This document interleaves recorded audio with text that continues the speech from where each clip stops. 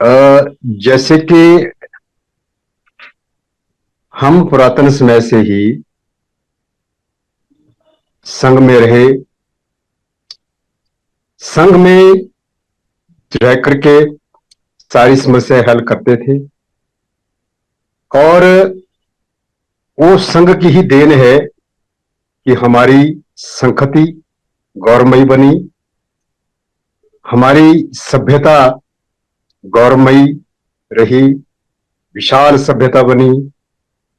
भारतवर्ष का नाम भी जो है गुरुओं का, महागुरुओं का देश रहा और छोटा सा भारत भी महाभारत बना। इस सब संघ की देन। भारत का संविधान बाबा साहब ने गणराज्य यानी संघीय व्यवस्था पर आधारित हुआ। इस तरह से हमने और भी कई उदाहरणों से देखा। 2 अप्रैल 2018 को एट्रोसिटी एक्ट तब वापिस आया जब विभिन्न संगठन इकट्ठे हुए। इसी तरह से जो हमारे किसानों की हड़ताल चल रही थी, सभी संगठन 32 संगठन जब इकट्ठे हो गए तो 3 काले कानून भी वापिस हो गए। ऐसा बहुत बार से हुआ, जबकि संघ की ही देन रही है कि हम अपना कुछ बचा पाए। हाल ही में भी ऐसे हमारे संविधान पर, हमारी सभ्यता पर आक्रमण हुए, लेकिन संघ में इकट्ठे न होने के कारण हम फिर अपने कुछ भी हासिल नहीं कर पाए, कुछ बदल नहीं पाए, ज्यों के त्यों ही बने हुए, अपनी बात नहीं मनवा पाए। पर ये बिल्कुल संघ में ही वो ताकत होती है कि संघ में जो समाज रहता है, जो लोग रहते हैं, वो अपना सब कुछ बचा पाने में समर्थ होते हैं।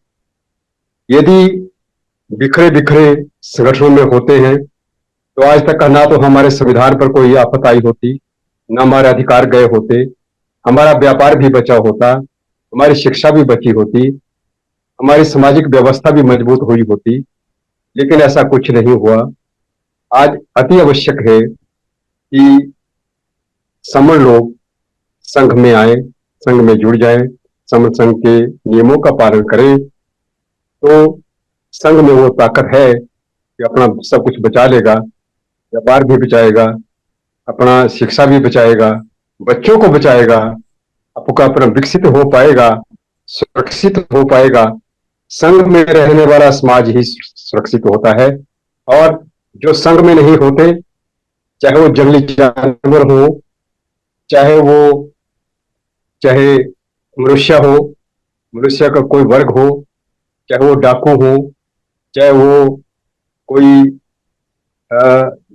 राजनीतिक पार्टियां हो, या कुछ और जो है हमारे, जितना भी हम चाहें कि हमने कुछ बचाना है, वो संघ की नीति पर ही बच सकता है, नीति पर चलकर ही प्राप्त हो सकता है। जो हमें, यदि हम ऐसा नहीं करते, नहीं आते, तो आज फिर हम बहुत कुछ जो है खो देंगे।